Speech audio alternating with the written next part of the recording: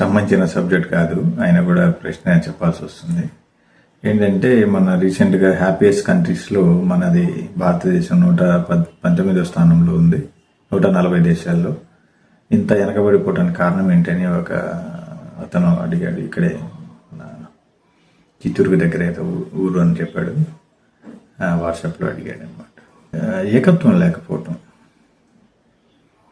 ప్రపంచం మొత్తం ఒకే కుటుంబం అని ముందు ఎవరైతే మన దేశానికి అధిపతి ఉన్నాడో, మన దేశాన్ని పరిపాలిస్తున్నటువంటి అధినేత ఉన్నాడో, ఆయన ముందు ఆ యొక్క జ్ఞాన వసుదైవిక కుటుంబకం, ప్రపంచం మొత్తం ఒకే కుటుంబము అనే స్పృహ ఉండాలి.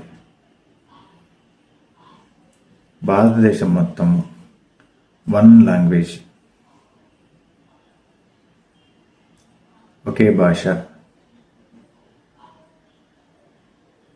రాష్ట్రాలకు మధ్య సరిహద్దులు తీసేయాలి. భయము జీవితంలో, భగవంతుడికి ఉనికి అద్భుతము, ఆయన సృష్టిలో లేమనేది ఉండదు, చీకటి అనేది ఉండదు. గ్లోబల్ లాంగ్వేజ్ ఇంగ్లీష్,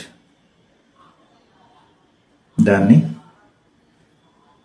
మన భారతదేశంలో కూడా అఫీషియల్ లాంగ్వేజ్గా మార్చాలి. అప్పుడు ఏమవుతుందంటే ప్రపంచం మొత్తంతో భారతదేశం కమ్యూనికేషన్ వచ్చేస్తుంది.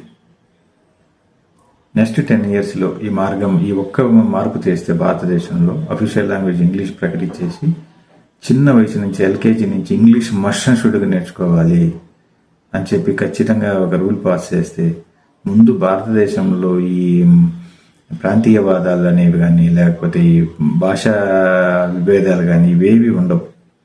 అందరూ ఒకే భాష మాట్లాడుతుంటారు. ముందు ఇక్కడే సగం అందరూ కలిసిపోతారు. ఎవరు ఎక్కడికైనా వెళ్ళి వ్యాపారం చేసుకుంటారు, ఇక్కడ అయినా ప్రపంచం మొత్తం చేసుకోగలరు. ఎందుకంటే గ్లోబల్ లాంగ్వేజ్ ఈజ్ ఇంగ్లీష్.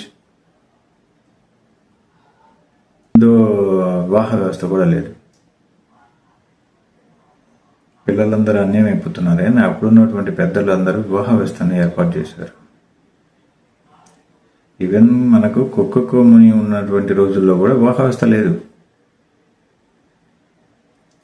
ఎప్పుడైతే వివాహ వ్యవస్థ వచ్చిందో నాది నా వారు అనే సిస్టమ్ స్టార్ట్ అయింది.